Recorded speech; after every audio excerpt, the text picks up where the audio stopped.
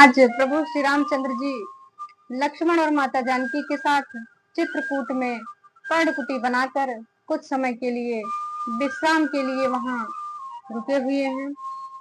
सुमंत जी को स्नेह पूर्वक विदा करते हैं। सुमंत जी अयोध्या आते हैं बहुत ही दुखी मन से। अयोध्या पहुंचने के बाद सुमंत जी दशरथ के पास जाते हैं। दशरथ जी मूर्छित अवस्था में पड़े हुए हैं। अभी भी दशरथ जी के मन में ये थोड़ी सी आशा जगी थी। मंत्री सुमंत का इंतजार कर रहे थे। मंत्री सुमंत आते हैं और दशरथ जी के समीप खड़े होते हैं। दशरथ जी पूछते हैं, मंत्री सुमंत कहो, राम कहाँ हैं? मेरे राम कहाँ हैं? सुमंत जी कुछ बोल नहीं पाते हैं, मानो पुतले की तरह खड़े हुए हैं। दशरथ जी कहते हैं, मंत्री सुमंत बोलो, कुछ बोलते क्यों नहीं हो? मेरा राम कहाँ है? अभिराम कहाँ है? कहाँ है मेरा राम? इस प्रकार से दशरथ जी बार बार राम के नाम का उच्चारण करते हुए सुमंत जी से पूछते हैं। सुमंत बहुत ही दुख भरे वचनों के साथ कहते हैं, राम नहीं आए।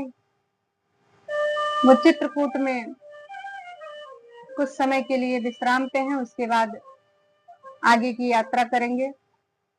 यह शब्द सुनते ही मानो दशरथ जी के प्राण निकल से गए। अब दशरथ जी अपने पुराने क्या बुरे कर्म किए थे ये सोच रहे हैं कि किस कर्म का फल मुझे आज मिल रहा है। देखिए, जो भगवान की भक्ति में लीन होता है उसकी समय परिस्थिति जब विपरीत होती है तो वह सबसे पहले अपने बुरे कर्मों को याद करता है कि हमने क्या ऐसा गलत किया था जो मेरे साथ ये घटना घट रही है। इस प्रकार से राजा दशरथ भी आज वही अपने पुराने कर्मों को सोच रहे हैं। सोचते ही हैं कि उनको याद आ जाता है जब शिकार खेलने के लिए एक बार वन में गए थे। वहां श्रवण कुमार का उनके हाथों से बाण लगते ही वो परधाम को सिधार गए थे। यह दृश्य उनकी आंखों में बार बार आ रहा था। अंधी और अंधा किस प्रकार से अपने बेटे श्रवण के वियोग में अपने प्राण त्यागे थे।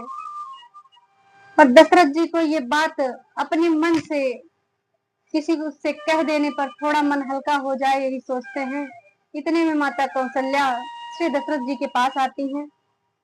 दशरथ जी कहते हैं, कौशल्य देखो, मेरे आंखों के समीप बार बार यही दृश्य आ रहा है।